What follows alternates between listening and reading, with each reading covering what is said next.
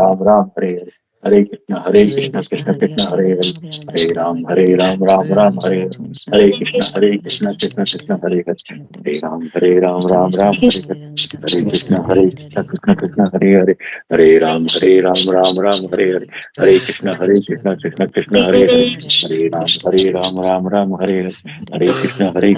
Krishna Krishna Krishna Hare Hare.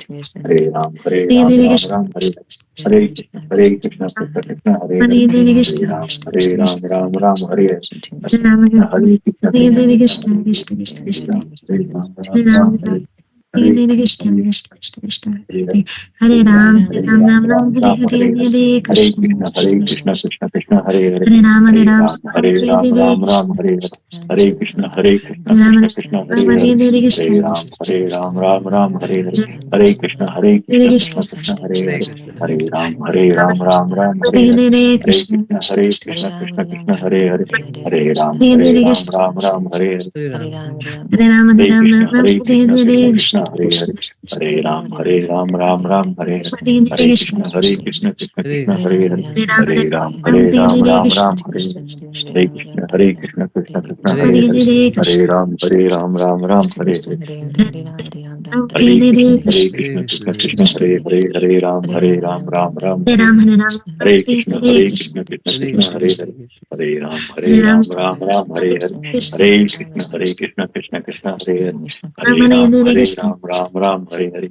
Jai Shri Hare Krishna Ram, Chaitanya Prabhu Hare Krishna, Nityananda Shri Advaita Gadadhara Srivasadi Gaura Bhakta Vrinda Hare Krishna Krishna Krishna Hare Hare Hare Ram Ram Hare Hare Hare Krishna Krishna Krishna Hare Hare Hare Ram Hare Hare Hare Krishna Hare Krishna Krishna Krishna, Ram Hare Hare Hare Krishna Krishna Krishna Hare Hare Hare Ram Ram Hare Hare Hare Krishna Krishna Krishna, Krishna Hare Hare Krishna Ram Hare Hare Hare Krishna Krishna Krishna Hare Hare Krishna, Ram Hare Hare Krishna Krishna Krishna Hare Hare Krishna, Hare Krishna Krishna Hare Hare, Hare Ram Hare Hare Hare Krishna Krishna Krishna Krishna Hare Hare, Hare Ram, Ram Hare Krishna Hare Hare Hare Krishna Krishna Krishna, Krishna Hare Hare Hare Hare Ram Hare Hare Krishna Krishna, Hare Ram, Krishna Krishna Krishna Krishna, Hare Krishna Hare Hare Hare Ram Ram Hare Hare Ram, Hare Hare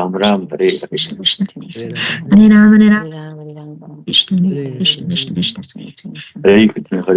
Krishna Krishna Hare Hare Krishna, Hare Hare Hare Ram, Ram Hare Krishna Krishna Krishna Hare Hare, Hare Hare Krishna Hare Hare Krishna Hare Krishna Krishna Krishna, Ram Hare Hare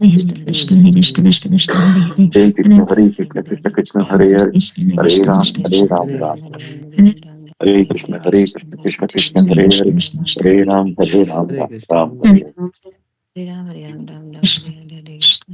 Krishna,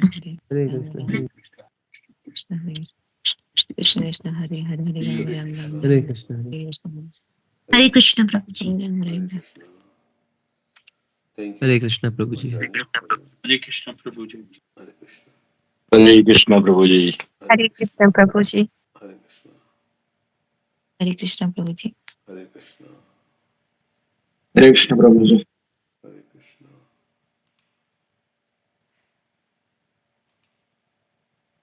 Okay, so we'll read chapter 11, Lord Krishna's entrance into Dwarka.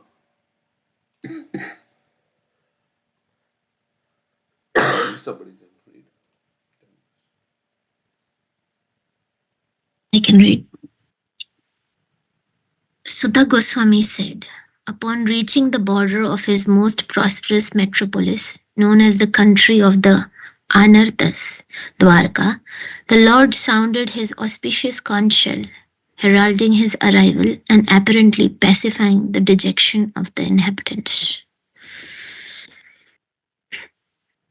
He is sounding his conch shell.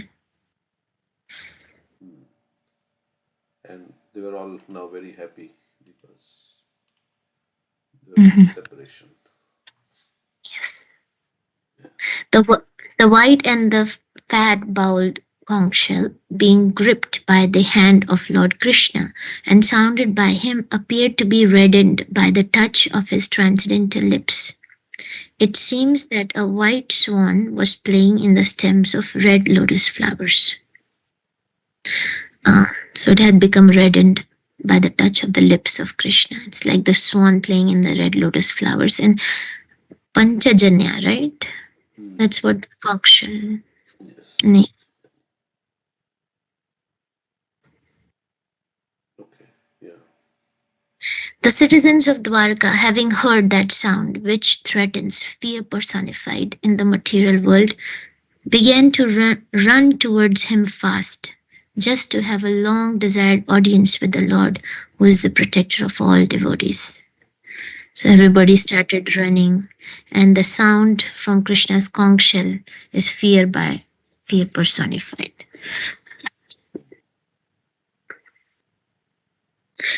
The citizens arrived before the Lord with their respective presentations, offering them to the fully satisfied and self-sufficient one, who by his own potency incessantly supplies others. These presentations were like the offering of a lamp to the sun. Yet the citizens began to speak in ecstatic language to receive the Lord, just as wards welcomed their guardian and father. So everybody started running towards Krishna and started presenting him offerings. Now, Krishna doesn't need anything. It's like offering a lamp to the sun. And they all were very ecstatic. And so it's the same thing happens when Krishna comes back from cow herding in the evening, and everybody starts running and offering him things and performing arati, gopis in Vrindavan. And everybody is welcoming him like children welcoming their father. The citizens said, "O Lord, you are worshipped by all demigods like Brahma, the four sanas, and even the King of Heaven. You are the ultimate rest for those who are really aspiring to achieve the highest benefit of life. You are the supreme transcendental Lord, and inevitable time cannot exert its influence upon you." So they are glorifying Krishna, that he is worshipped by so many. And he is the ultimate shelter of those who want the ultimate highest benefit in life. And time does not have effect on Krishna. Krishna in turn controls time. O Creator of the universe, you are our mother, well-wisher, Lord, Father, spiritual master and worshipable deity. By following in your footsteps, we have become successful in every respect. We pray, therefore, that you continue to bless us with your mercy. You are everything to us. And by following your instructions, we can be successful.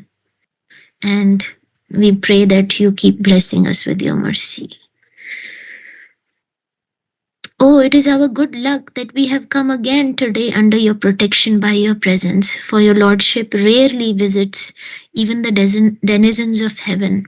Now it is possible for us to look into your smiling face, which is full of affectionate glances. We can now see your transcendental form full of all auspiciousness. So again, we have been able to see you, and it is very rare darshan of yours. Even the demigods don't get that. Now we'll be able to see your smiling face and your affectionate glances. It's all auspiciousness. O lotus-eyed Lord, whenever you go away to Mathura, Vrindavan or Hastinapur to meet your friends and relatives, every moment of your absence seems like millions of years. O infallible one, at that time our eyes become useless, as if bereft of sun. So this is the verse that Shivram Maharaj was quoting, that Krishna is also going to Mathura and Vrindavan. He was just there in Hastinapur with the Pandavas, but here the Dwarkavasis are saying that Krishna, you also go to Mathura and Vrindavan, and whenever you go, a moment becomes like millions of years. Yuga yutam nimishvena chakshusha pravishayat. And here says Madhun. Okay, that's where. Time our Eyes become useless, as if bereft of sun. So What is the purpose of eyes? To see you. And if we can't see you, then our eyes are useless. O Master, if you live abroad all the time, then we cannot look at your attractive face, whose smiles vanquish all our sufferings. How can we exist without your presence? Upon hearing these speeches, the Lord, who is very kind to the citizens and devotees, entered the city of Dwarka and acknowledged all their greetings by casting his transcendental glance over them. So, they want, and so everybody, Krishna entered Dwarka and he's casting his glance on everybody, his merciful glance. And he's smiling and his attractive face, everybody's attracted. Like in the Gopi Geet, right? There is Prasitam priya prema vikshanam viharanam chate jnanam rahasi samvido yari dishvisha tuhapnapama shobhayanti. I don't know if this verse was, but this is confidential talks and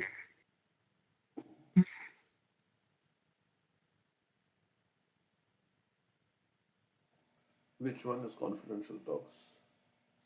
this one. Sitam Priya, your smiles. So this verse says your smiles, your sweet loving glances, and the intimate pastimes and the confidential talks we enjoyed with you. All these are auspicious to meditate upon, and they touch our hearts. But at the same time, O deceiver, they very much agitate our minds. So yeah, it's talking about the smiles and the glances. And another verse also, right? That you smile. There's a verse it's talking about the glance in Rahasi Samvidam. That verse is Rahasi Samvidam Vichayodayam Rahasitananam Prema Vikshanam. That verse is also Vrihadurashriyo Vikshadhamyate. I think this is the one, Muhurati Spriha Muhyate Mana, is talking about the glances, that your loving glances, your broad chest, resting place of goodness of future fortune. This is the one. Rajajanartihan Virayoshitam Nijajanasmaya Dvamshana Smita. Smita is the smile. Your smile shatters the false pride of your devotees. Hear what they are saying about the smile. Smile vanquish all our sufferings. Which one you are saying? I didn't. Which is the one? There are multiple verses. Rahasi Samvidam, she mentioned the 17th verse.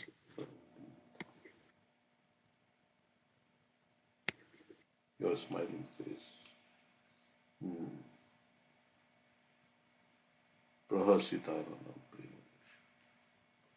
Prahasitam Priya is the 10th verse.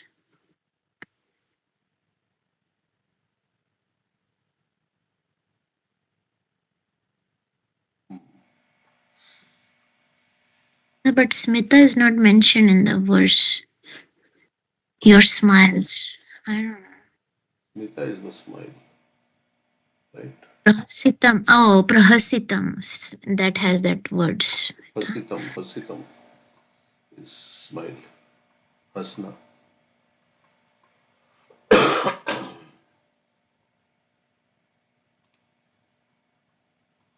Smile. Okay. Krishna's smile relieves all their sufferings. Okay.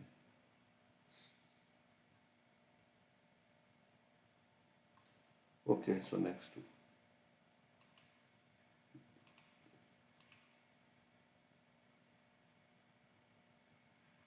You can read. As Bhogwati, the capital of Naglok, is protected by the Nagas, so was Dwarka protected by the descendant of Vrishni, Bhoj, Madhu, Dasara, or Kukura, Andhak, etc., who were as strong as Lord Krishna. I think in absence of Lord Krishna, they were protected. Dwarka. The city of Dwarkapuri was filled with the opulence of all seasons. These are hermitages, orchards, flower gardens, parks, and reservoir of water breeding lotus flowers all over.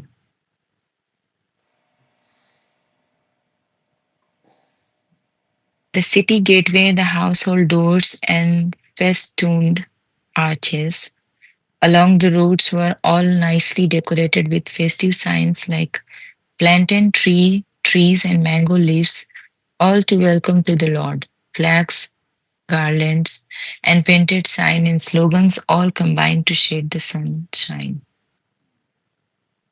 They did a lot of hard work. So they decorate the Dwarka city. We use in some mango leaves considered as auspicious, use in some worships also. Okay.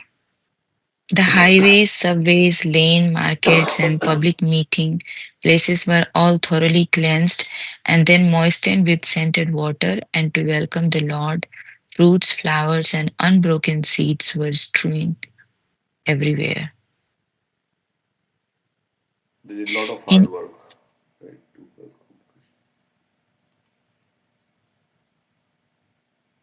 But the in spiritual each world, everything is already clean. There is no dirt anywhere, but still, like the Lakshmis, they're still clean, although there is no. Right? It says they were thoroughly cleansed. But in this world is also clean like that. I don't know. This is talking about going to Dwarka. I mean, Vrinda and Dwarka in this world is a replica of that in the spiritual world. There's no difference. When Krishna was present, at least. Okay, so there was no need to clean, but they're cleaning. Okay. in each and every door of the residential houses, auspicious things like curd, unbroken fruits, sugarcane, and full water pots with articles for worship, incense, and candles were all displayed. On hearing that the most dear Krishna was approaching Dwarka Dham, magnanimous Vasudev, Akrura, Ugrasen, Balram, the superhumanly powerful, Pradyumna, Charudeshna, and Samba, the son of Jambavati, all extremely happy, abandoned resting, sitting, and dining. So now it's reaching to the family members. And yeah, they leave everything and just be with Krishna. They're approaching Krishna. They hastened toward the Lord on chariots with brahmanas bearing flowers. Before them were elephants, emblem of good fortune, conch shells and bugles were sounded, and Vedic hymns were chanted.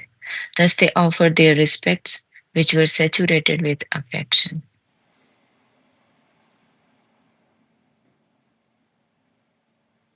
At the same time, many hundreds of well known prostitutes began to proceed on various vehicles.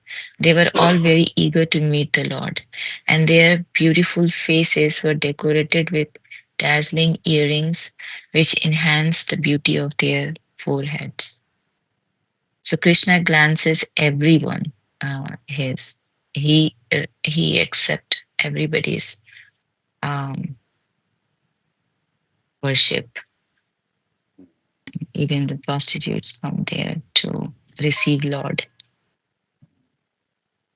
Okay. 20. Okay. Expert dramatists, artists, dancers, singers, historians, genealogists, and learned speaker all gave their respective contributions, being inspired by the superhuman pastime of the Lord. Thus they proceeded on and on. So everybody was using their talent, God given talent in the service of the Lord. Next, anybody like to read?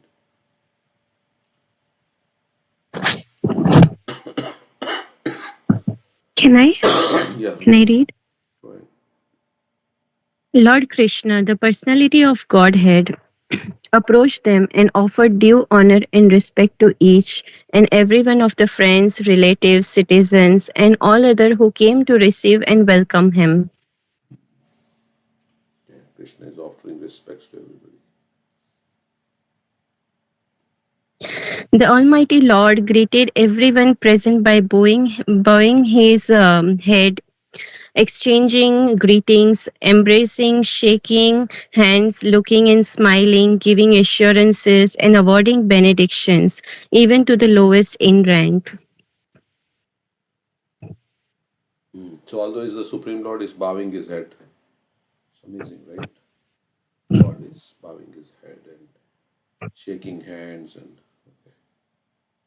okay. Then the Lord personally entered the city, accompanied by elderly relatives and invalid brahmanas with their wives, all offering benedictions and singing the glories of the Lord. Others also praised the glories of the Lord. Sometimes Krishna may become tired because everybody is singing the glories, right? So he says, "Who will chastise me?" And there's a verse like that, isn't it, in Chaitanya Charitamrita? Yes. Right. Then he When likes the his chastisement more than the Vedic hymns of the Brahmanas. When Lord Krishna passed over the public roads, all the ladies from the respectable families of Dwarka went up to the roofs of their palaces just to have a look at the Lord. They considered this to be the greatest festival. All the ladies from Dwarka, they go to the roof and just to have one look. They considered this as a great festival.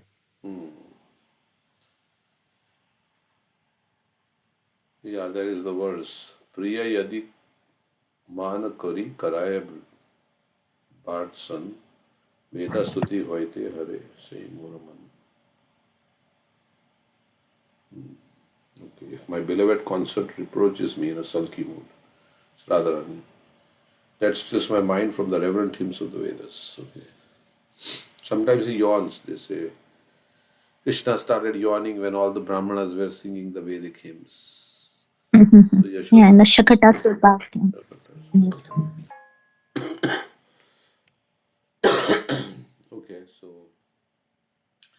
going on the roof of the. I used to go there when Ganpati. In our Gujarat, they used to Ganpati Visarjan. Right? They take out the idols of Lord Ganesh. So we would go on the terrace or like that to see in the city. So here Krishna is coming. Mm. You remember Pinal? I don't know if you have been like that. Yes, and people used to throw water from their gallery and they will celebrate like that. Hmm. Okay, I thought it was during my time, but even your time it was there. Yes. So everybody was looking at all Ganapatis, Ganesh, the different idols of Ganesh. They will be going in a procession, and Hmm. Hmm. Krishna is also going. Everybody is going, looking at the Lord.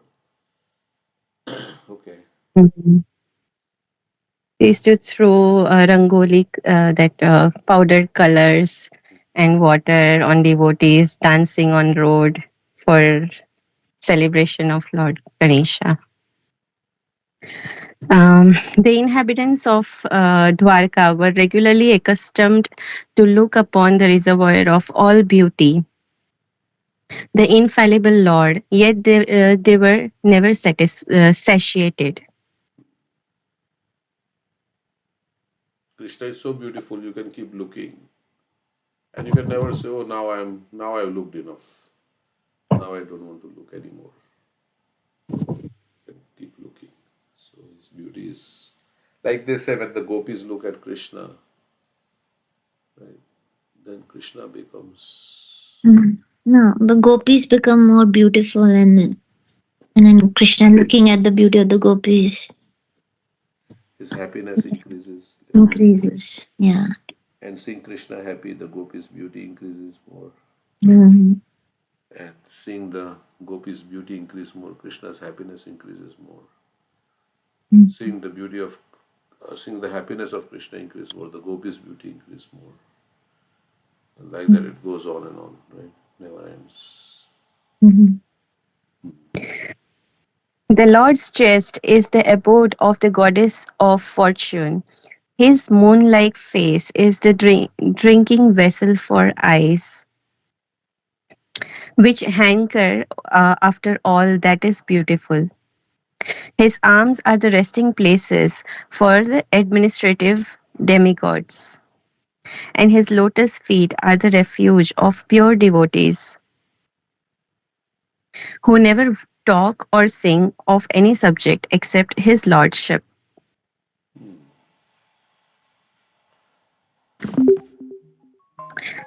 So, Hmm. so Uh, Rupa Goswami, yeah, go ahead.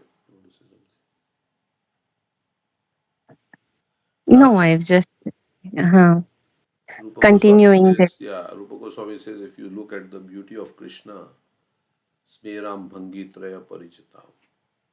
If you get so attracted by beauty of Krishna, then everything else will not, you will fall in love with Krishna, and then everything else will appear like a void.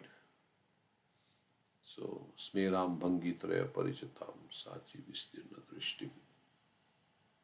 So, those who are attracted by Krishna's beauty are never attracted. This is the proof that if one is Krishna conscious, then he will have no material desires. Really, like here it is saying, those they never talk or sing of any subject except his lordship. So that means Krishna, they are consistently Krishna conscious. Their attention cannot be diverted to anything else. Consistently, they are Krishna conscious. In the To become advanced means to be uh, consistent in one's consciousness, always Krishna conscious. Not even a single moment when you are not Krishna conscious. And so they don't take any interest in anything else. So they are in love, so much love with the Lord. So, okay. It's like the swans and the crows themselves. Huh? Swans and The the crow. swan and the crows, right? What do the crows? They assemble at the place of garbage. So they are speaking words that are not pertaining to Krishna. While the Hansas, they always they are seen in very nice, beautiful places. Means those devotees, they are always talking about Krishna. Nayadvachaschitrapadam hariryasho. That was Yes, Jagat Pavitram. Pragrinikakalhichit. Tad vayasam tirtham. Ushanti Manasam. Nayatra Hansa Nirmantya Shiksha.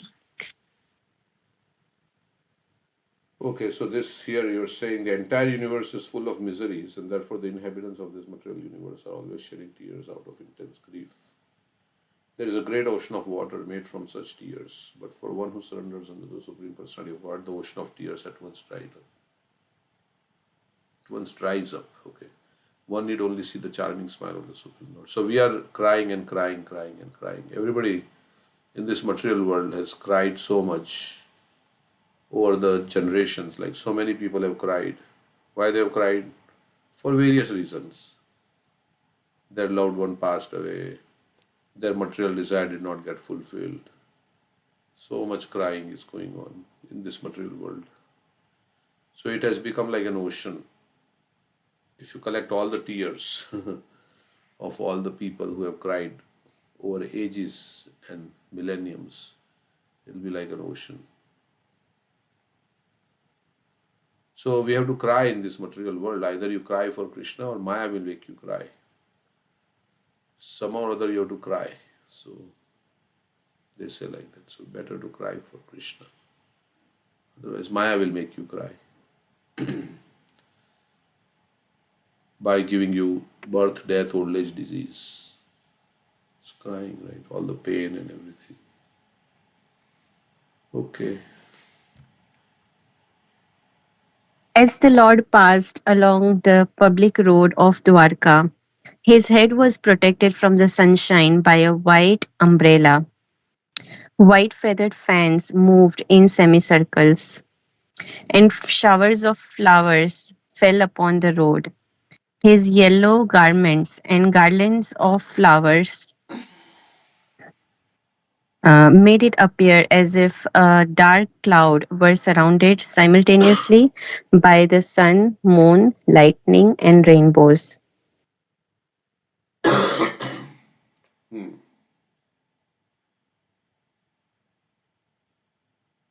Yeah, so there was an umbrella protecting him from the sun. People were showering flowers, devotees. Dark cloud were surrounded by. All right. Go ahead. After entering the house of his father, he was embraced by the mothers present, and the Lord offered his obeisances unto them by placing his head at their feet. The mothers were headed by Devki, his real mother. Hmm.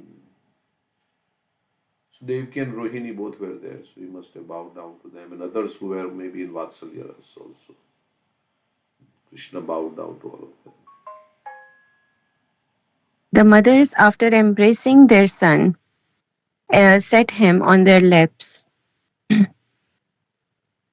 Due to pure affection, milk sprang from their breast.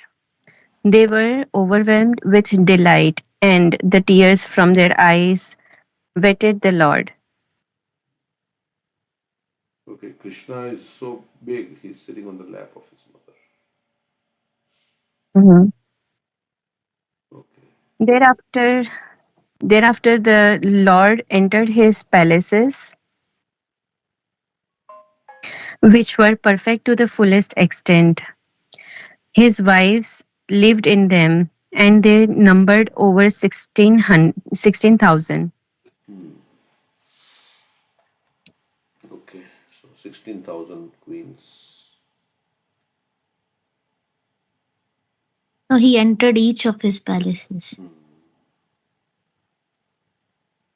Yeah, like they say, Krishna was living with all the queens.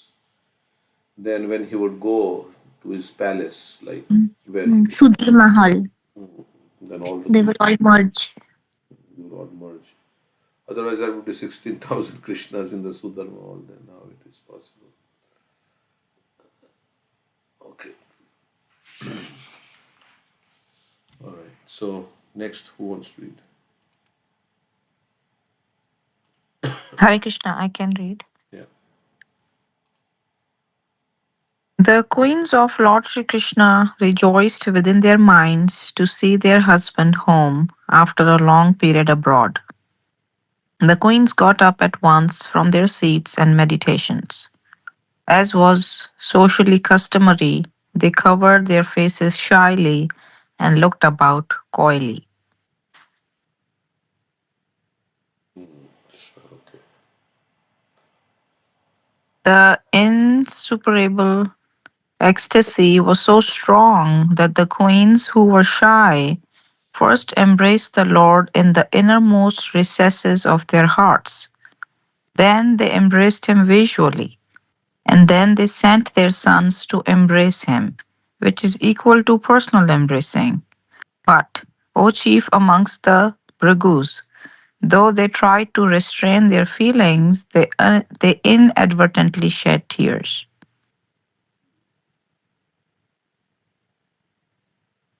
Although Lord Sri Krishna was constantly by their sides, as well as exclusively alone, his feet appeared to them to be newer and newer. The goddess of fortune, although by nature always restless and moving, could not quit the Lord's feet. So, what woman can be detached from those feet, having once taken shelter of them? So Lakshmi is Chanchal, but Krishna is Chanchalapati. So she resides, she stays steady if the Lord is there. So anybody who's attracted to Krishna cannot leave. Okay. The Lord was pacified after killing those kings who were burdensome to the earth. They were puffed up with their military strength, their horses, elephants, chariots, infantry, etc. He himself was not a party in the fight. He simply created hostility between the powerful administrators, and they fought amongst themselves. He was like the wind which causes friction between bamboos and so sparks a fire. So he made people fight, I think. That's what it says. They're not talking about Mahabharata war, they're talking about something else. Yeah, the Lord was pacified after killing those kings who were burdens. Maybe it's that war also. Yeah, the war just finished, right? So he's coming back from that only. Yeah, he himself was not a party in the fight because he did not pick up any weapons. Okay. That supreme personality of Godhead, Sri Krishna, out of his causeless mercy, appeared on this planet by his internal potency and enjoyed himself amongst competent women as if he were engaging in mundane affairs. It's very bewildering. Krishna is enjoying, but sometimes we may think, how can this person be God? Yeah. Huh? He's just reciprocating with the desires of his devotees. And another He's way to look at it is everybody belongs to Krishna. So Krishna is the proprietor of everyone. So there is nothing immoral, right? correct. But in Gita also Krishna says, right, everything done right is me. I mean, sort of even the intimate contact between a man and woman done right is me, as one of the things he states. So I feel like there's nothing odd here. I mean, he does everything perfect. He does everything right at the right time in the right proportion. So that is God. That is nothing but God, because how can you be so perfect? And he married all Like you these. get this, what's But that? in Vrindavan he did not marry all the gopis. Although it's we No, say but he's a great example of a friend. Like who wouldn't want to have a male friend like him? You know, so who's taking powerful. care of everybody, who's so entertaining, who's so fun. I mean, I can't find one reason why I won't want to have, whether I was a Gopa or a Gopi or a Mother Yashoda. I mean, or other mothers or anybody. Why would I not want to have him around me, or why wouldn't I want to have friendships with him? But So he did. he's so attractive in anything he does. But the gopis accuse him that he lives after giving I us mean that he association. has to. He can't be stuck in one place So because he's not because reliable. He's not a reliable person. Radharani says like that. but again that's an example that when dharam comes, or whenever you have to do what you have to do, you have to leave the comforts of your life. Otherwise, what does it teach us? Is just to stay where we are and not move about. I mean, they all say the progress comes by moving, right? Even in a job, if you have to have a higher position, you have to move. You have to often leave the city, the job, the place, and just leave everything and move on. Yeah, the beauty of Krishna is he can be present everywhere. Actually, he never left Vrindavan. Vrindavan parityajya padamekam na gacchati. He was still present there, but in his aprakat form. Even here, he's reciprocating with each of his wives. Everybody is very much satisfied with him. So Prabhupada says you can have multiple wives as long as you keep all of them happy, but it's not possible for a material mortal being to reciprocate with so many at the same time and make everybody happy. That only Krishna can do. All the jivas He's present as Paramatma in their hearts, reciprocating with each one of us. But Uddhav said the same message, right? He's everywhere. Gopis did not like it. Yeah, I mean, the love in separation is even higher than union with Krishna. That is, our teachings of Acharyas. Chaitanya Mahaprabhu, how much he's crying in ecstasy from Krishna. And in separation, and then union happens after separation, then the love has increased. So that's why Krishna arranges this union and separation, because the love is continuously increasing. Anandam buddhi vardhanam in the spiritual world. If two people live together for a long time, of course, their love does not increase generally. Uh, Familiarity breeds contempt. So, more than this Swakya ras of Krishna with his wives, the greater is the Parakya ras, where they are separated. And it's very difficult. There are obstacles, and they meet. When they meet, it's just so much ecstasy, and then they are again separated. And so, Krishna is showing that that is the highest. Although the queen's beautiful smiles and furtive glances were all spotless and exciting, and although they could conquer Cupid himself by making him give up his bow in frustration, and although even the tolerant Shiva could fall victim to them, still, despite all their magical feats and attractions, they could not agitate the senses of the Lord. Okay. I think Preeti wanted to say something. You raised your hand or what? She is not. And no problem, we can. Okay. So they could not agitate Krishna. That's the thing. That's Bhishmadev says like that.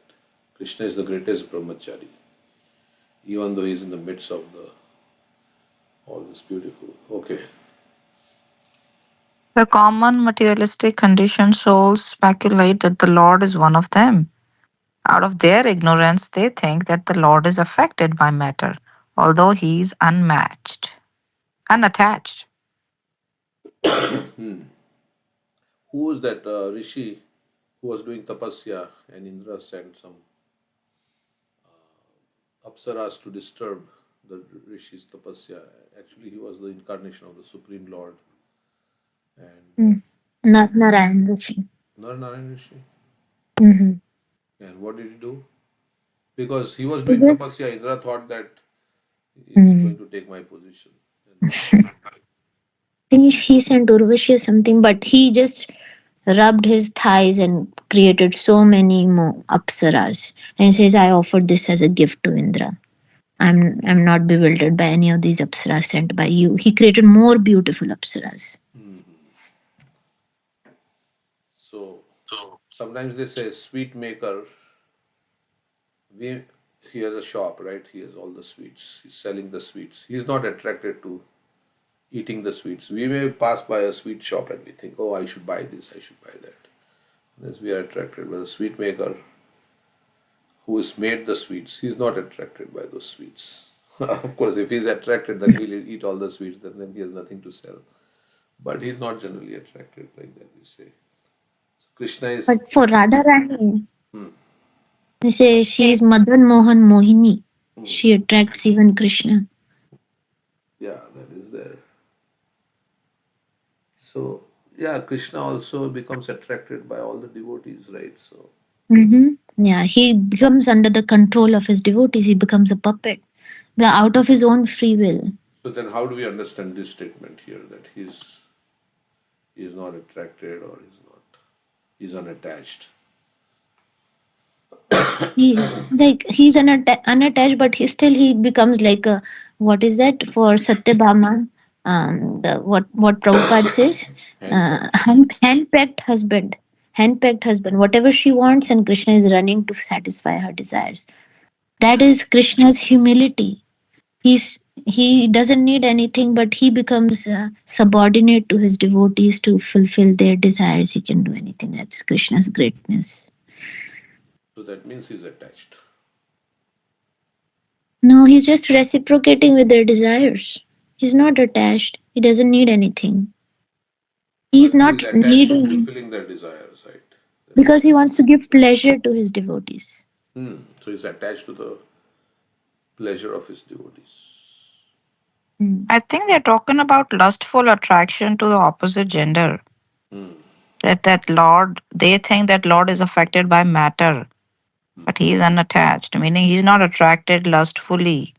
But I mean, we are talking about him taking care of every devotee. That is separate. That's love. That's love. That's love. Mhm. But those glances don't cause an impact on him in terms of agitating his internal desires.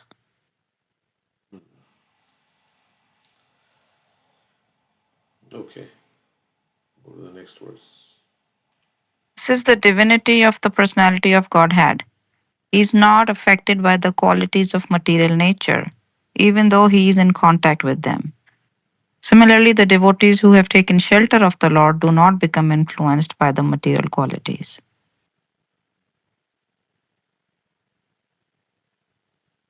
Okay, we become like Krishna in nature, like if we take shelter. Okay. Simple and delicate women truly thought that Lord Sri Krishna, their beloved husband, followed them and was dominated by them.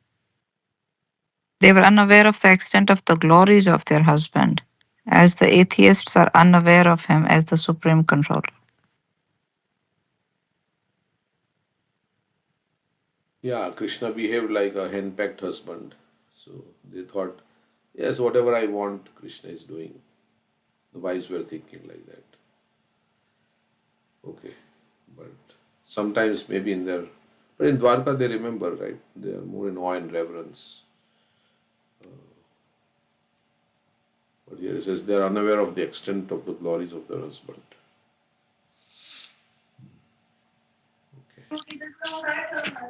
So, Prabhuji, how do we, I mean, let's say in preaching, if we get, generally, this is the common question uh, because people usually follow the leaders and people, common man doesn't have this knowledge.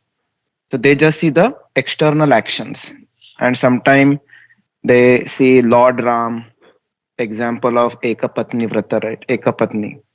So majorly from the preaching perspective, how do we like either try to avoid this topic because they may not be able to understand even if you try to explain, or so don't know probably how to take it. I think you have to establish the supreme position of God, that everything that exists is coming from the Lord and He's the proprietor of everything. Then only this will be easy to understand. And also He is reciprocating, as it was mentioned, right? He's reciprocating with His devotees' desire. So we are not God, so we cannot imitate all these things that Krishna does. So, and not all of the jivas, none of the jivas belong to us, right? We are not proprietor of any. So Krishna is the enjoyer because he owns everything. And so yeah, it's difficult sometimes, but you have to explain like that. Go ahead. Like they say that Lord Ram is Maryada Purushottam. We have to follow the actions of Lord Ram. That's how he came in that incarnation, to show the proper action as a son, as a husband, as a brother, and a king. Krishna is Leela Purushottam. He's showing the full potency of the Supreme Lord. We cannot imitate his actions, but we have to follow his words. Like if you want to have 16,108 wives, well, first lift Govardhan and show that you are the Supreme Lord. Then you can do what Krishna did, right? So Krishna's avatar is not to show by whatever show by actions that other people should follow, because he's showing the full potency of the Supreme Lord. And Chaitanya Mahaprabhu is Prem Purushottam. So we have to follow. Now Chaitanya Mahaprabhu Krishna has come as a devotee. So we have to follow what Chaitanya Mahaprabhu does as a devotee, right? So Krishna says, you surrender, then he comes as Chaitanya Mahaprabhu to show us how to surrender.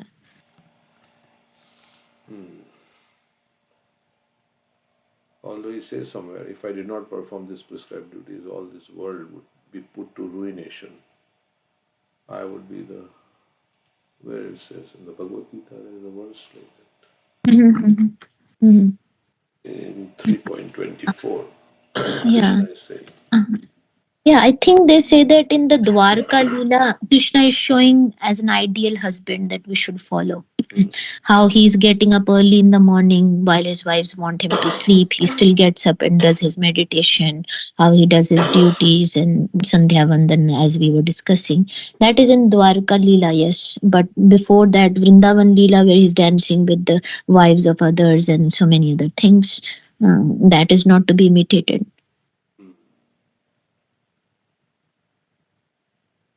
okay, so some activities of Krishna you can follow, some activities you, even if you want to follow, you can't follow, because how can you have 16,000 wives? Even one family, if you have to maintain, you're thinking so much, right? Like one time Radha Govind Maharaj said, yeah, Krishna can have 16 billion wives and he doesn't have any problems to maintain them. Here, even one family, if you have to maintain, that's why people don't want to have more children, because it will be so difficult to maintain, it will be so expensive to take care of them and all these things. And Krishna had how many children with each wife? I think he had And 10 children. 10 sons and 1 daughter, I think. 10 sons and 1 daughter. So that's the position of God, and he had a palace for everyone. So we cannot do that. Even if we want to do that, we can't imitate. So, I mean, in Vedic times, they had more than one wife. Arjuna had many wives. So, but 16,108 wives. Chitraketu Maharaj crossed Krishna with millions of wives. 10 million. It says like that, yes. So how can we? Of course, I don't know how Chitraketu Maharaj maintained them. But they Yeah, did. that's what they felt neglected, and that's the whole thing that happened. They tried to kill the boy because they were feeling neglected. Then he's not ideal husband, because ideal husband should make all his wives happy, right? So he was. That's what Krishna can do, what other living entities cannot. Yeah. Okay. So thank you all for your contributions to the discussion. Anybody like to say anything else?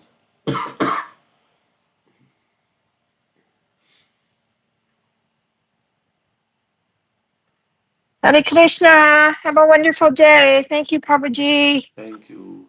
Are you leaving us? I'm going to read a little bit more. Oh, I thought it was over. No, I'm not leaving you. I'm going to drive to yoga though. Oh, Thank you. I'll be on. I'll be listening. Thank you. because we started a little late, so we'll go a little bit more. Oh, great. Okay, I'm very happy. Thank you. Hare Krishna. Hare Krishna. We'll read a few verses that we read from the Bhagavatam for daily reading. So yesterday, Prabhu was talking about how Chitraketu Maharaj was very peaceful. He tolerated. He was not afraid. So this verse says, wherever those who depend on Narayan, Krishna, those who take shelter of Krishna, they are not afraid of anything. Whether they are wherever they are. Prabhupada says that sannyasis are like that. I mean, he says sannyasi should never be afraid, because he should know, even in the midst of the dark jungle, Krishna is there with him in the heart. So the more you realize Krishna is with you, then you are unafraid of anything. And Krishna will take care of me. Avashya Rakhibe Krishna.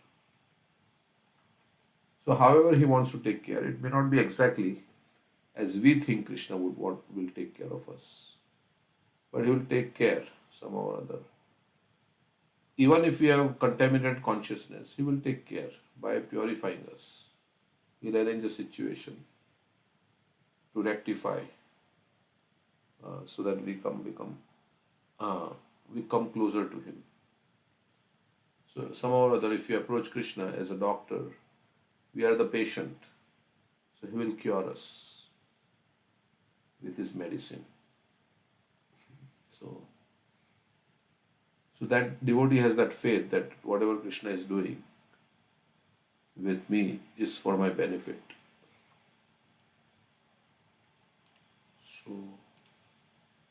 So he's never upset with anything.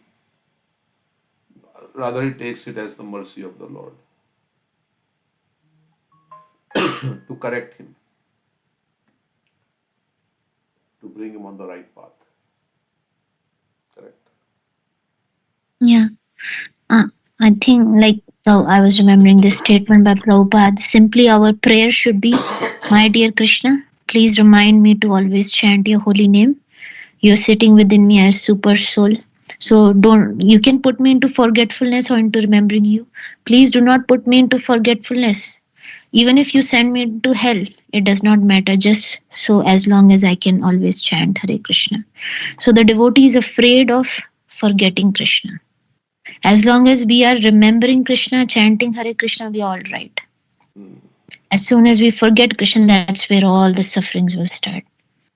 Right? Even when the four Kumaras, I was remembering, were cursed by Jay and Vijay, Lord Vishnu came and they said that, please give us this blessing. Okay, you're sending us to the material world as a demons. Please let us remember you. And they remembered Krishna in the form of their enemies in that case. That is another pastime where somebody got unnecessarily cursed. But the remembrance of Krishna is wherever you are, if you're remembering Krishna, then you are good. Yeah, Krishna wants to rectify our consciousness. That's why we say He has created this material world. So He wants to break our false ego. So our false ego is very strong, and Krishna is to make arrangements. This whole material world is to break the false ego of the living entity so that he can become humble and take shelter of Krishna. So he arranges situations to make us helpless. Like this birth, death, old age, disease, right? We are helpless against these things. Death, old age, disease. So eventually we have to accept that we are not the controllers. And we can learn our lesson, easily. Although everybody has to go through birth, death, old age, disease in this material world, even if you are a devotee. But the thing is, if you learn your lesson, then you will not come back in this material existence again. Otherwise, if you didn't learn your lesson, again, Krishna gives a chance, another material body. Okay, so that is why we say our birth in the material world is not very auspicious in one sense. Because this material world itself is a place of misery.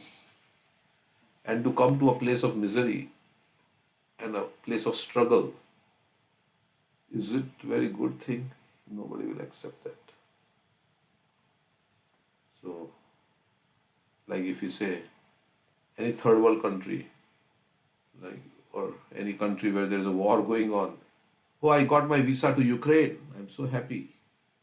Ukraine, I'm going to Ukraine, I'm so happy. Of course, if you're going as a Red Cross worker to help the people who are suffering, that's different. But just generally, that's the pure devotees who come. They come to rescue us. But are we excited? I've got a visa to Afghanistan. Okay, I'm so happy. Of course, I'm not saying all these countries are bad, but there's war going on in Ukraine. So many missiles are landing there, and in night time, you won't be excited about it because it's struggle. So similarly, this material world means whole struggle, life, whole life of struggle. We come here, we take birth. How can we celebrate? We have to die also. We have to get diseased, all this disease like cancer and all these things. What is there to celebrate? Of course, we can celebrate in a Krishna conscious way. Oh, Krishna gave me a human birth so that I can again got the opportunity. Krishna is so kind. So let me do something on my birthday to serve him. That's the real mood, right? Otherwise, it's all illusion. Because as Rishabdev says, getting a material body means you are setting up yourself for suffering. He was not supposed to take on a material body, but he got this body and mind. Body problems are that, mind problems are even more. Right? We know in our life we can become depressed and so many things. And there are people who have say very severe diseases like hallucinations and things like that. And their life becomes like so hell. It's like a hellish life. A mental disease, very difficult. And to diagnose and treat, it's also more difficult. It's happening on the subtle. Of course, they have found so many medicines for all these things, but there are so many side effects also. So, like that, you may know somebody who has had mental, like autism and all these things. Maybe the person who is having autism is not suffering so much, but the parents are suffering so much with their autistic child, and so so all these things, and then mentally handicapped, right? It's not development. So all these things can happen in this material world. So one should be completely convinced that this is not. That's when Prabhupada says, if you are convinced there is no happiness here in this way of life in material world, there is no happiness.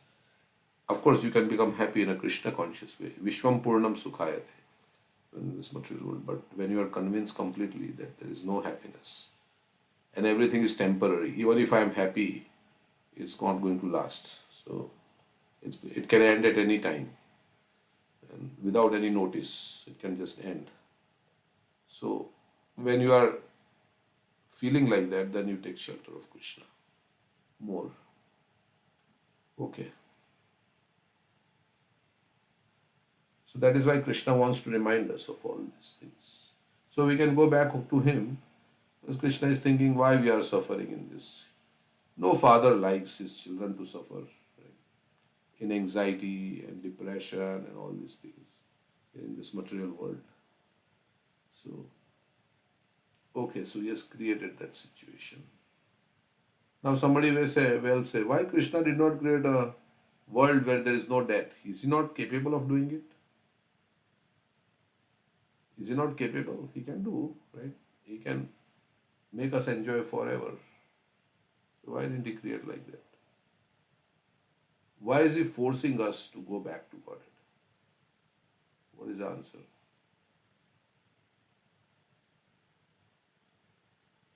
Because we are suffering in the material world, he wants us to enjoy eternally, be with him. But somebody may say, well, why can't we enjoy independently of him forever? If you want that, he can give us that. He can fulfill any desire.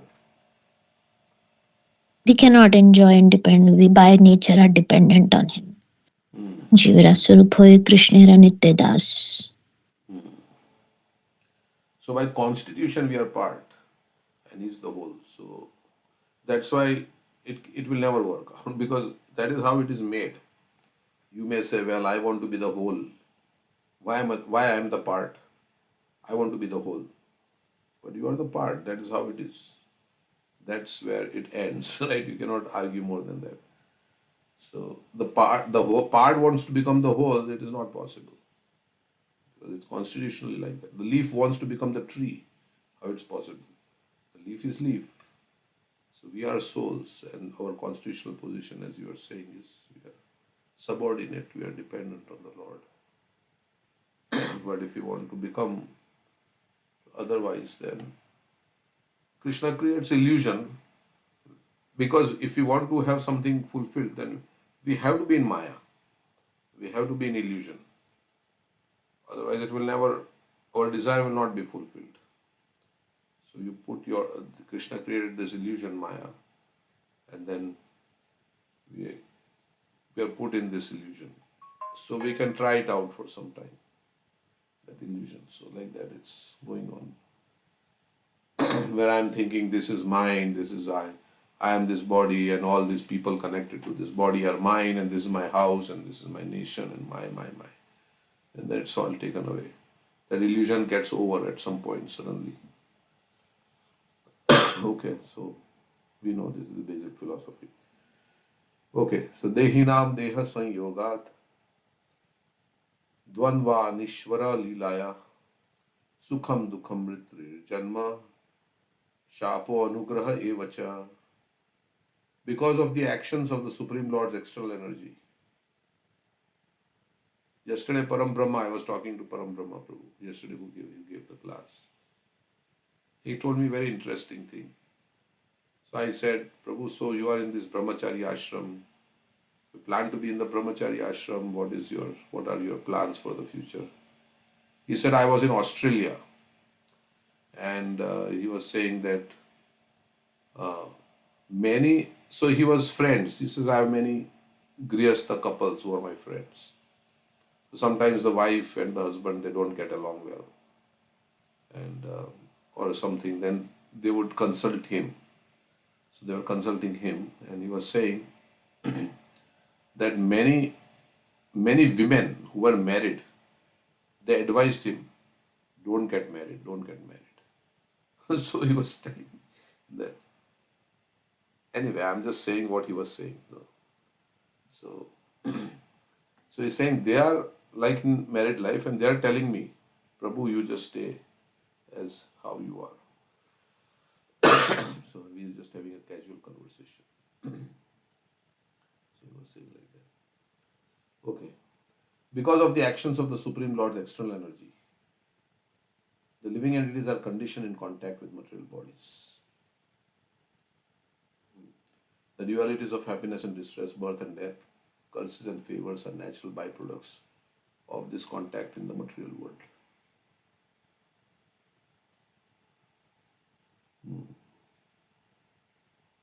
I'll read this again. Because of the actions of the Supreme Lord's external energy, the living entities are conditioned in contact with material bodies. Yeah. So because of Maya, we are in the material world. The dualities of happiness and distress, birth and death, curses and favors are natural byproducts of this contact in the material world.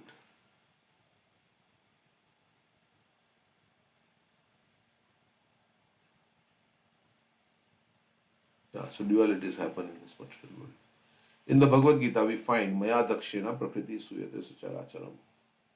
The material world works under the direction of the goddess Durga, the material energy of the Lord, but she acts under the direction of the Supreme Personality of Godhead. Like Durga Devi is the jailer, but she is under the government, right? And ultimately under the president. So, who is Krishna? This is confirmed in the Brahma Samhita. Srishti Sthiti Pralaya Sadhana Shakti Rekha. Chayeva Yasya Bhuvanani Bibharti Durga. Durga, the goddess Parvati, wife of Lord Shiva, is extremely powerful. She can create, maintain, and annihilate any number of universes by her sweet will. But she acts under the direction of the Supreme Personality of Godhead.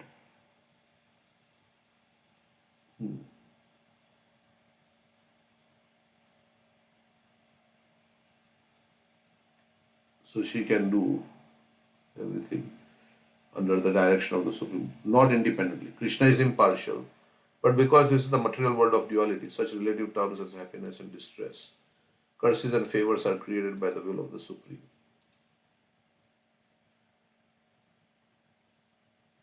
And mind also creates all this happiness and distress situations. And ultimately, it's the mind we experience the dualities. And depending on the modes of nature we are influenced by, same situation can be perceived as favorable by a person in higher modes of nature, and the same situation, like a difficult situation, can be perceived as favorable, and a nice situation may be perceived, and the same difficult situation may be perceived as unfavorable by a person in the mode of passion. Right? So it depends how we see the world according to our modes of nature we are conditioned by. And yeah, what is the example? Like Prabhupada, he said, "Oh, Krishna is so kind. He has shown me special mercy.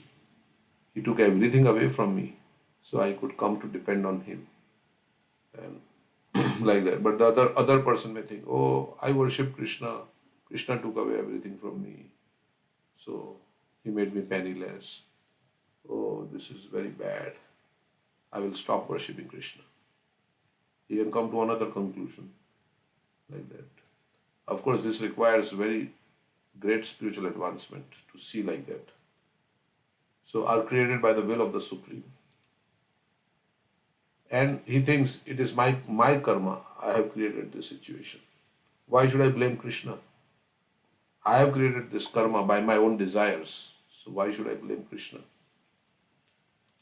Those who are not Narayana Para, pure devotees, must be disturbed by the duality of this material world.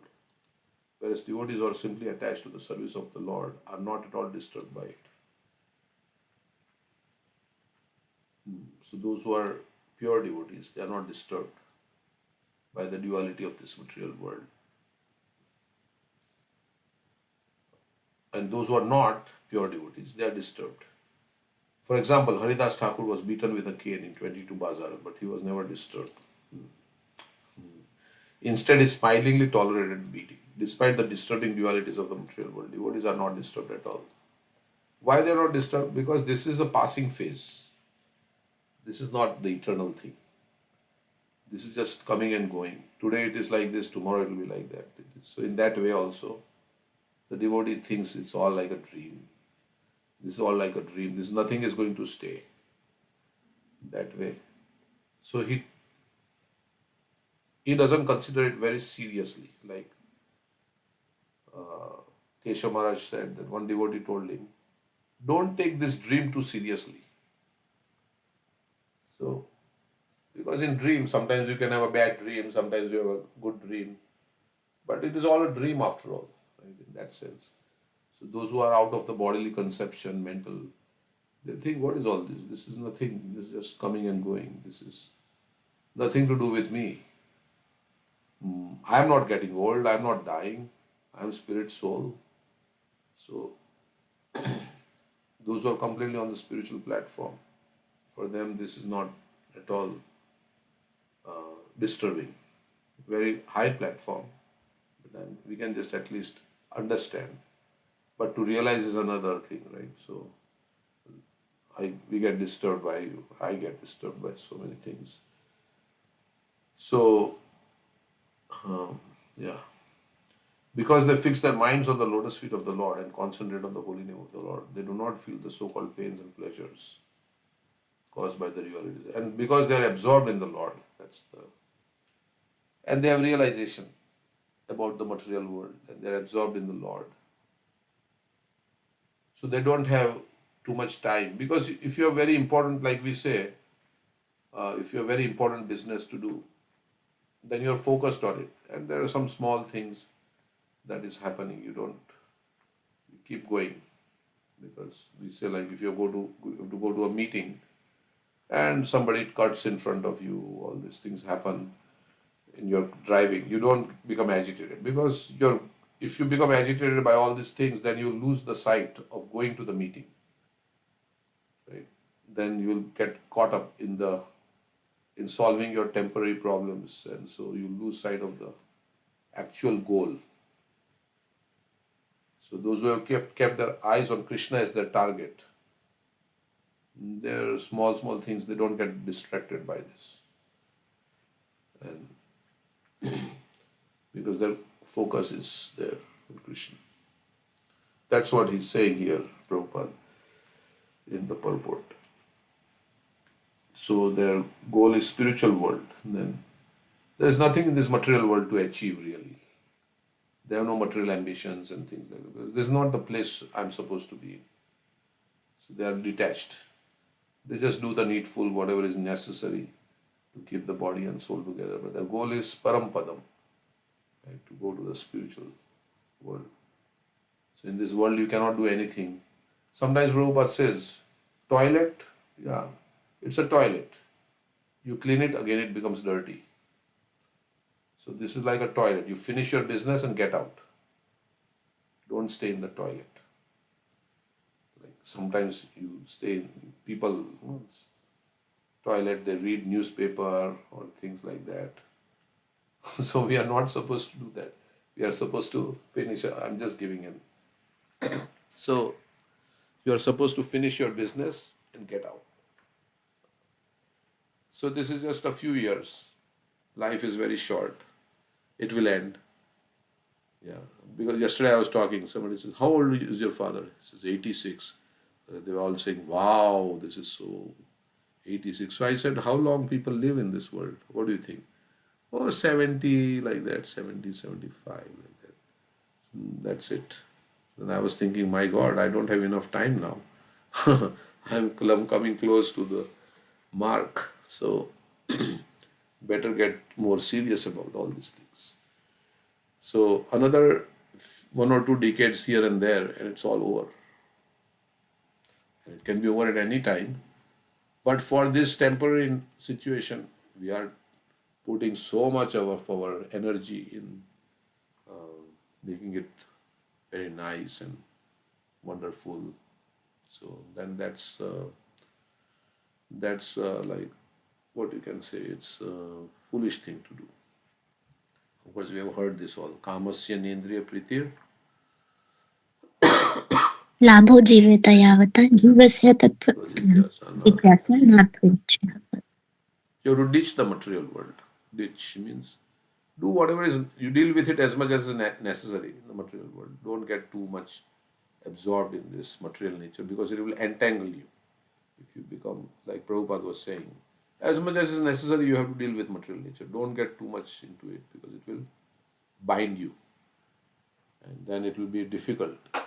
So only deal with it as much as is necessary and keep your focus on Krishna. Okay, so like that. So when it says over here, not being disturbed by the dualities, I mean, there are emotions that will come, if family member passes away or our health is affected, their emotions, they will be up and down. But what should not be disturbed is our sadhana. What should not be disturbed is our faith in Krishna. That we should not like give up chanting and because we are so much in difficulty, right? So emotions would be there and we can use that emotions in taking more shelter of Krishna. Oh, this material world is a bad place. I understand now. Such difficulty, all the time difficulties. Right, so we can take that opportunity to take shelter of Krishna more. But what should not be disturbed is our faith. So that's why they say, more you sweat during peace, less you will bleed during war. Like in the happy times, we have to do our sadhana very nicely and getting prepared for, oh, there is a difficult time that is coming. Then there's no effect on us. Yeah, you should expect difficulties. Even in the good times, you should think, yes, it is not going to stay like this. So when you expect, then when it happens, you're not so much affected because you are expecting. You're expecting it will come. When you don't expect and it comes, you think, oh my God, this happened, that happened, this. That. As the Prabhupada says in one lecture, that you should expect reversals in this material world. Sometimes we have good karma, so we may not have reversals for some quiet period of time. But that should not fool us. Oh, I'm not having any, I'm having no health issues, I'm having, because it is going to come in few years because we have to die. So some reversal has to happen. So you should expect that, and then you will not be so much affected. And yeah, as you're saying, we should always the goal is to remember Krishna. So don't get carried away by the nice material situation because it's not going to last. Bhakti Tirtha Maharaj says what? We have come to vacation in a place like Afghanistan. There's fight happening. Anytime a bomb can fall on top of us. We don't know next moment what will happen. We don't know. The karma can come at any moment. Right? Yeah.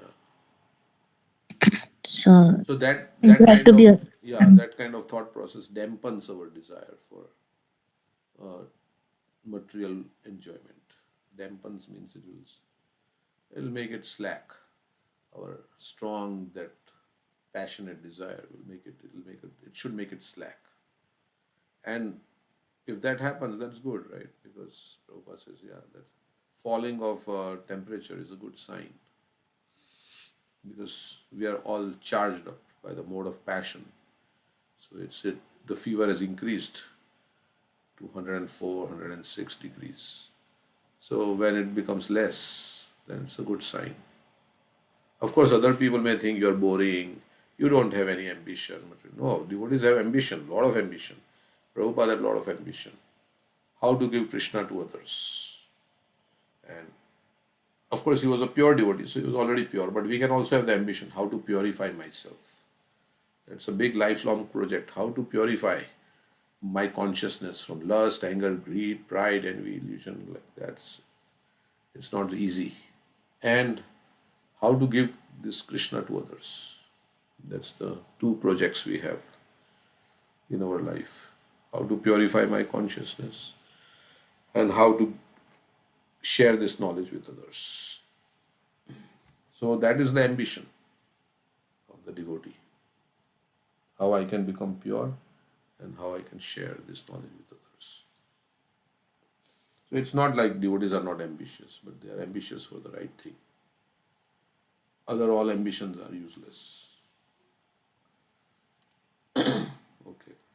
Because they'll bring us back in this cycle of birth and death to suffer again and struggle again.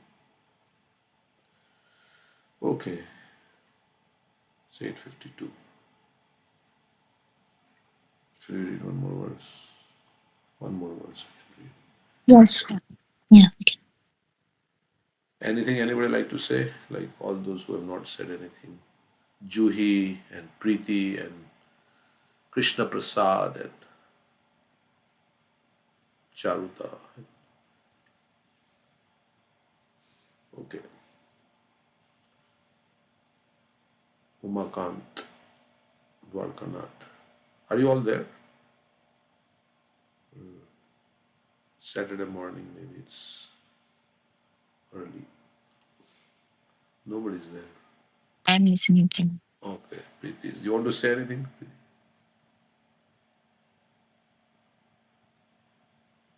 No, I'm good, bro. I'm listening. Okay.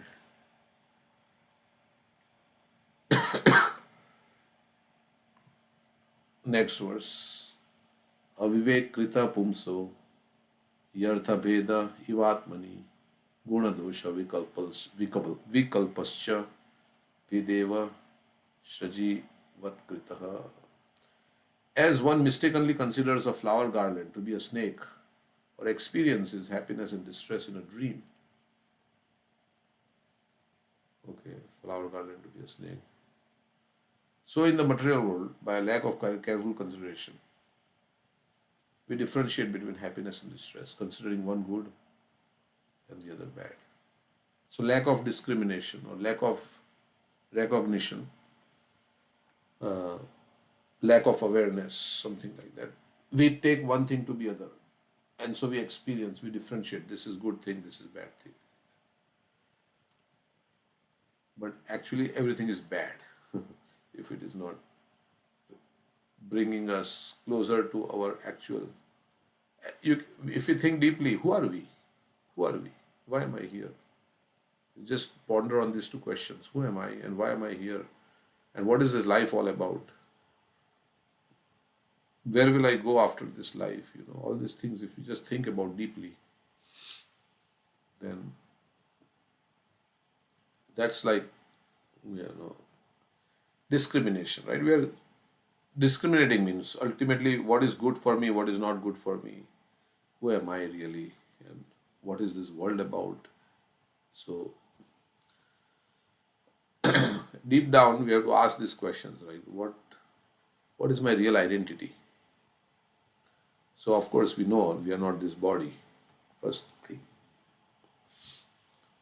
So this is something, if we can get convinced about by thinking deeply, then all these other things that are happening will not be so much of, will not be affected by the dualities.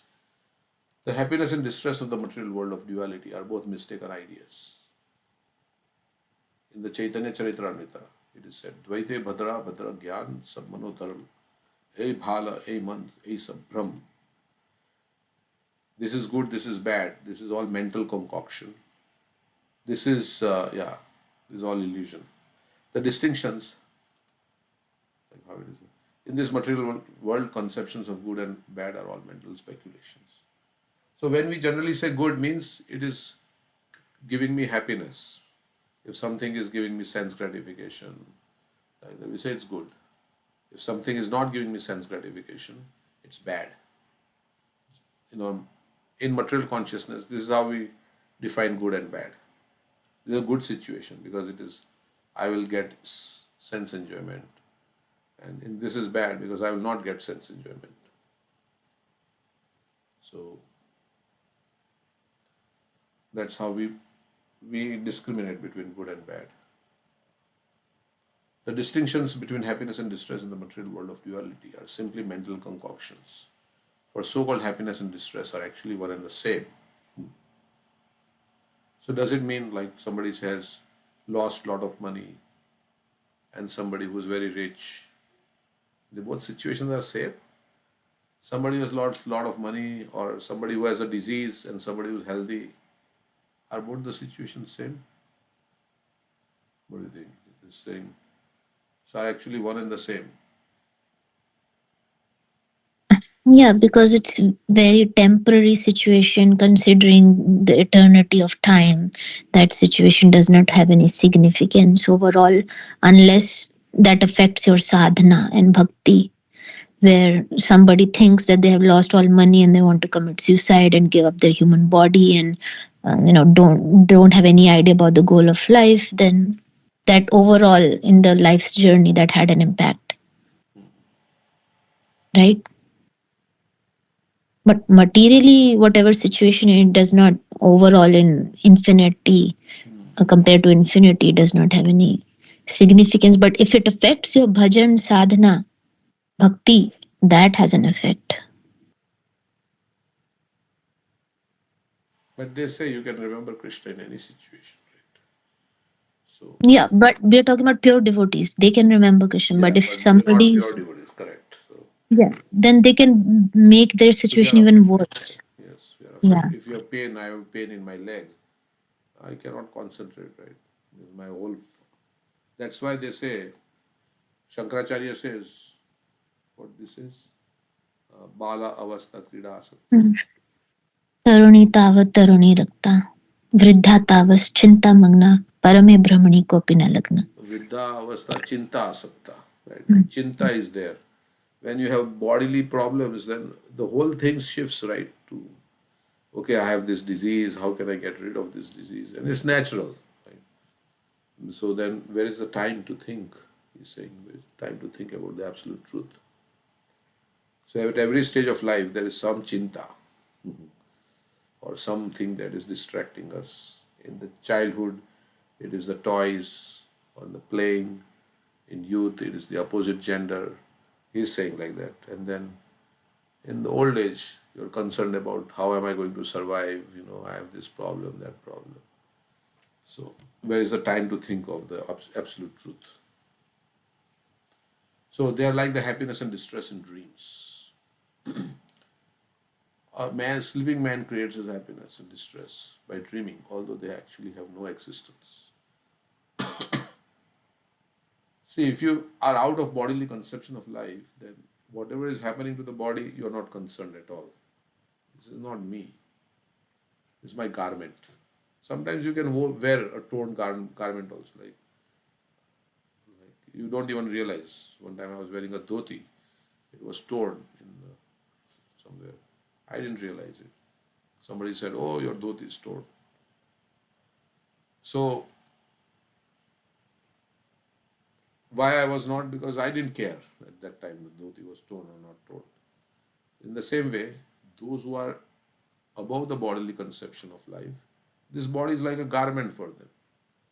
It doesn't matter, this garment. It's just so they're in a different plane. So it's like Shukdev Goswami, like when he was going naked, the ladies were also naked. They didn't think of covering themselves. Because this person does not distinguish between male and female. He's completely out of the bodily conception of life. So even if he looks at us, he's not going to see us as female or anything like that. So it's completely beyond this platform. So we are in a completely different plane of consciousness. Of course, this is very elevated. But that's what Prabhupada is referring to here. And he sees everybody as spirit soul. Vidya Vinaya Sampanne Brahmane Gavi Hasti Sunicheva Supake Pandita Samadarshina. A sleeping man creates his happiness in distress by dreaming, although actually they have no existence.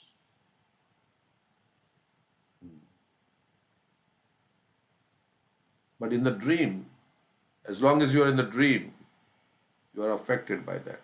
But as soon as you wake up is like getting out of the bodily conception of life, mental conception of life. In dream, we are in the mental state, right? We are with the subtle body. But as soon as you wake up, you are out of that mental state, right? So similarly, as soon as you wake up to your reality, then all these things, it's just like, it just drops off. Like the dream just goes away. Similarly, when you wake up by the spiritual sound vibration, then automatically you become completely aloof from the bodily conception, from the mental conception of life. You come to the spiritual platform. Then it doesn't affect you. So there are people like that, there are devotees like that who are very advanced. So a sleeping man creates his happiness in distress by dreaming, although they have actually no existence. The other example given in this verse is that a flower garden is originally very nice, but by mistake, for want of mature knowledge, one may consider it a snake. In this connection, there is a statement by Prabodhananda Saraswati, Vishwam Purnam Sukhayate, Vishwam Purna Sukhayate. Everyone in this material world is distressed by material miserable conditions. But Srila Prabodhananda Saraswati says that this world is full of happiness. If you see everything as related to Krishna for Krishna's, and I have nothing to gain, nothing to lose. See, we are upset or distressed or anxiety ridden, because we have some desire that did not get fulfilled. And we are lamenting the past. Maybe I should have done like that. And in the future, something is going to happen. It has not happened, so I'm hankering for that. So that is all causing all our distress and lamentation like that. But when you see yourself as, oh, nothing to lose, nothing to gain. I'm just servant of Krishna. Everything belongs to Krishna. I'm here just to serve Krishna. That's it. Then there is no unhappiness. So he says the world is full of happiness. How is this possible? He answers, Yat karunya kataksha vaibhava vatam tam gauram evastumaha. So one who has got the mercy, he comes to this consciousness. He gets out of the bodily conception of life. If you receive the mercy of Lord Chaitanya, you get out of all this lower consciousness and you come to the spiritual consciousness. And at that consciousness, you feel. A devotee accepts the distress, and if there is distress, Prabhupada is saying, of this material world as happiness, only due to the causeless mercy of Sri Chaitanya Mahaprabhu. Sometimes Prabhupada says, devotee, do we fit this bill? A devotee accepts the distress of the material world as happiness, only due to the causeless mercy of Sri Chaitanya Mahaprabhu. Prabhupada's definition of devotee, saying devotee. So it's very difficult to fit this bill, this thing that is describing. So we are trying to be devotees, we can say. By his personal behavior, Sri Chaitanya Mahaprabhu showed that he was never distressed, or at least for myself, I can say. By his personal behavior, Sri Chaitanya Mahaprabhu showed that he was never distressed, but always happy in chanting the Hare Krishna Mahamantra. One should follow in the footsteps of Sri Chaitanya Mahaprabhu and engage constantly in chanting the Mahamantra. Hare Krishna, Krishna Krishna, Hare Hare, Hare Ram, Ram Ram, Hare Hare. He was constantly chanting that he wanted to stop his chanting when he was responding to the call of nature. And one little boy said, "Why, Mahaprabhu, you are holding your tongue?" "Oh, because I am responding to you." "No, no, you cannot do that because death can come at any time."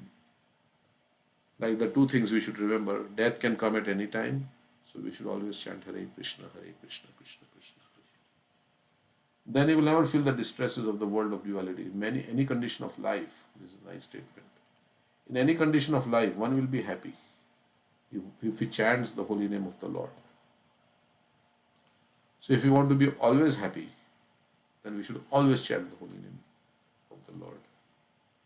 So then we will never be distressed. That's what his Prabhupada is saying. In any condition of life, one will be happy if he chants the holy name of the Lord. With the desire, what is the prayer then? I want to be engaged in your service. I don't want anything from you. As long as we have material desires, we have distress. And sometimes even there is distress if you chant, because the mantra is so powerful, it just relieves your mind from that distressful situation. But yeah, ultimately, if you desire pure devotional service, that will put you in bliss. Sandrananda. Visheshatma. Pure devotional service will put you in a state of condensed bliss. So if you are doing pure devotional service, you will be like in a state of condensed bliss. That's very happy and okay. Omakant Prabhu had a question. Oh, Omakant Prabhu, yeah. Go ahead. I'm not seeing that. Prabhuji, I had a question that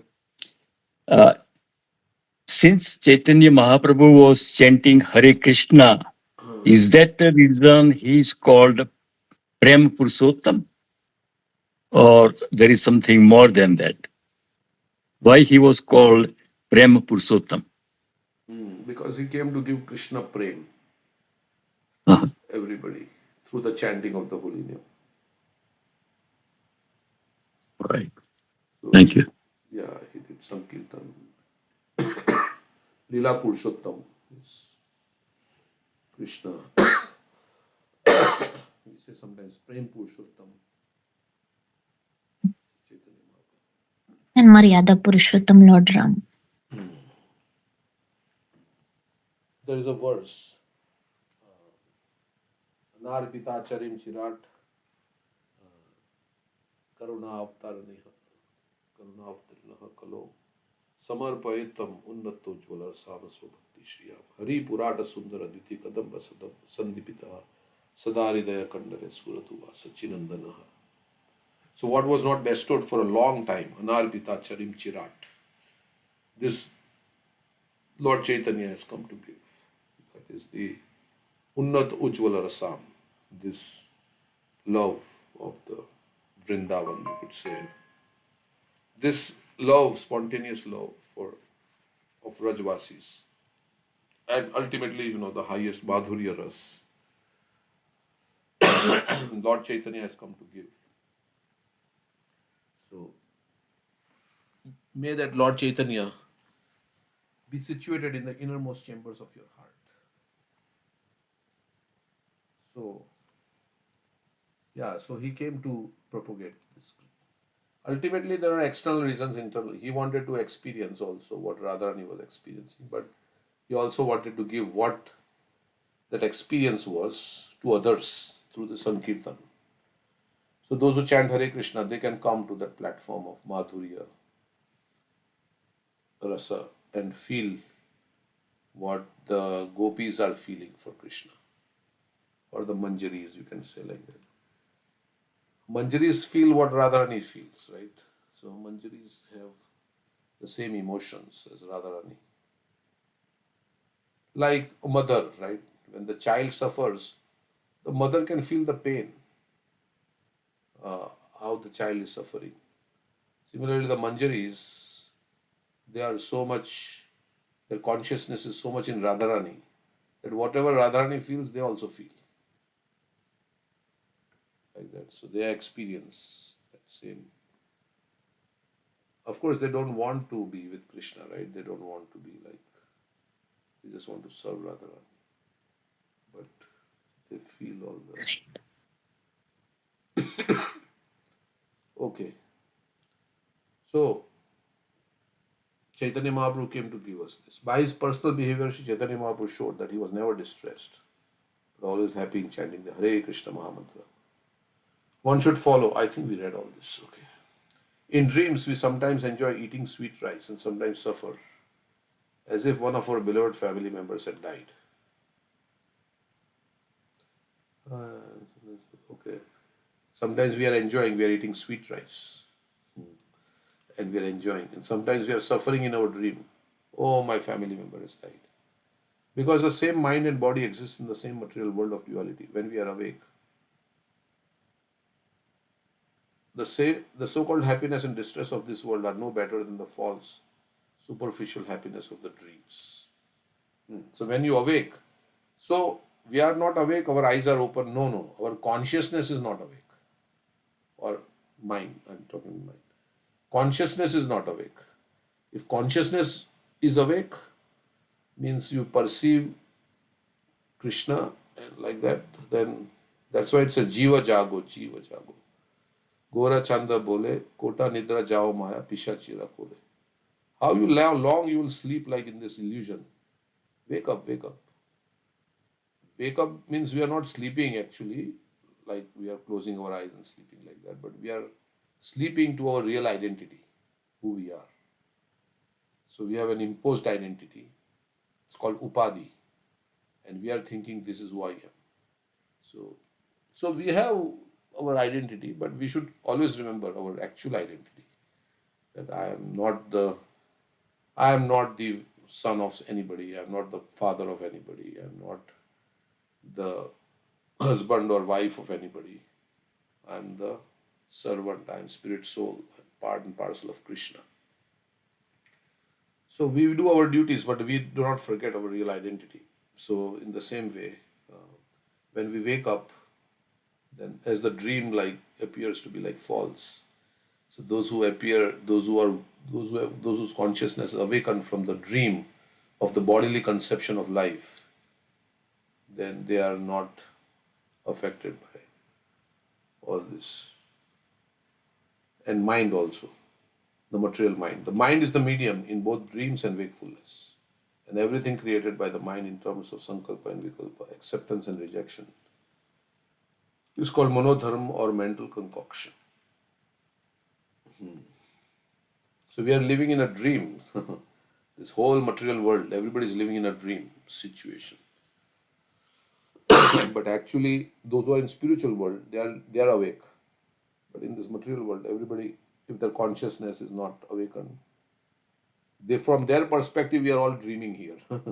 In the spiritual world, they are thinking all these people are dreaming. Like if you are sitting on a bed and your friend is next to you and is sleeping and snoring, and he's experiencing a nightmare. And maybe tiger is chasing him, and inside, when you are awake, you are sitting next to him. He's thinking, oh, he's going through so much. Of course, we don't know what he's dreaming, but I'm just saying if we knew what he was dreaming, then he's going through so much. So those who are awake, they can see how people are dreaming in this world. If you are dreaming and another person is also dreaming, then you cannot get out, right? So both of you are in the dream. So you cannot help because you are dreaming and he's also dreaming. How can you stop his dream? Because you are also dreaming. That is why they say if somebody is bound and another person is also bound, then how can the bound help the bound? The person who is unbound can help the person who is bound. So if you are dreaming in the bodily conception of life, and I am also dreaming in the bodily conception of life, we can't help each other really. Those who are out of the bodily conception of, Somebody who's drowning, Hmm. who can help him? One who knows swimming. If I don't know swimming and I jump in and I try to save the person who's drowning, I'll also drown. Correct. So we are all dreaming and we are all coming together in the dreaming state. And so nobody can help each other actually. That is why we say nobody can help you. But actually, those who are awake, they can help you. So those who are pure devotees, they can help because they are not in this dreaming condition. And they can wake you up from the dream. Like somebody is, you are sleeping on the bed and somebody is next to you, he's awake. He can shake you up. Hey, wake up. And then you become awake. But if he's also sleeping and you are also sleeping, and you are dreaming and he's also dreaming, then how can you get out of the dream? So you need somebody who is awake to shake you up from the dream. And that's this warning of Prabhupada, right? I mean, if he shouts, hey, wake up, right? It's time, we have alarm, right? The sound wakes us up. So somebody is shouting, or when we hear this Vani of the pure devotee coming from the spiritual, then we'll wake up from this slumber. That's why this Prithu Maharaj says, right? What is that verse? I will remember what I have forgotten. Sa uttama shloka maham. Bhavatpadambuja Sudhakarandila Smritim Punarvismritat Tattvavartmana Kuyoginam no Vitrate Alambare. My dear Lord, you are glorified by the selected verses uttered by great personalities. Such glorification of your lotus feet. So Lord is glorified by the nicest verses uttered by great souls. Such glorification of your lotus feet is just like saffron particles. When the transcendental vibration from the mouths of great devotees carries the aroma of the saffron dust of your lotus feet, the forgetful living entity gradually remembers his eternal relationship with you. So we remember, oh, who I am. I'm spirit soul, I'm servant of Krishna. So we remember all these things. When we hear from the transcendental vibration from the great devotees, devotees thus gradually come to the right conclusion about the value of life. What is my life meant for actually? What is the purpose of life? My dear Lord, I therefore do not need any other benediction but the opportunity to hear from the mouth of your pure devotee. So he just doesn't want anything else. He just wants to hear. And there's another verse, right? He says, I want billions of years. Yes. I feel like so many devotees are giving so many nice classes on YouTube. There's a whole ton of them. I was like, I only have limited time. Wish I had millions of years. I could hear all those classes. Yeah, and the first thing is to hear Srila Prabhupada. I feel like that. Of course, we are reading every day's books, we are hearing him. And because he's the Mahabhagavat devotee of the Lord. So even he may speak very simply, but his Vani will have great impact on us. So that's my belief. And it is proven also. And of course, not to all devotees. So Yeah, and his words, his books are his Vani, right? Also. yeah, his books are his Vani. Yes, books, then lectures, then letters, like that. Books are the basis of us books. Uh, so we can hear one lecture of Prabhupada. We have not heard in a long time. If you think we should. Yes, Prabhu. We have not heard in quite some time. I know we have other 5 challenges Yes. in bhakti. That is there. So I was hearing Raj Bihari Prabhu and he mentioned one lecture Prabhupada. So I did not, I took a note of it. I can paste it. He said you should hear this lecture. So just learn how to love Krishna.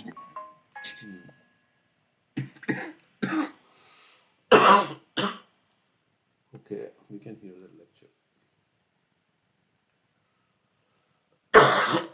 In Prabhupada's lectures are not too long. We chant also. So we'll hear one lecture. This Just like voice is causing some issues at night.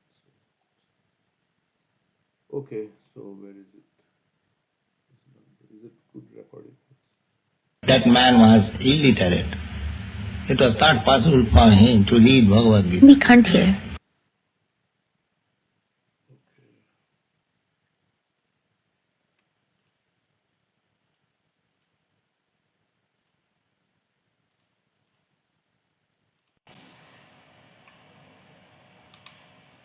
Swami Prabhupada, because in 1971, Let's learn how to do Krishna.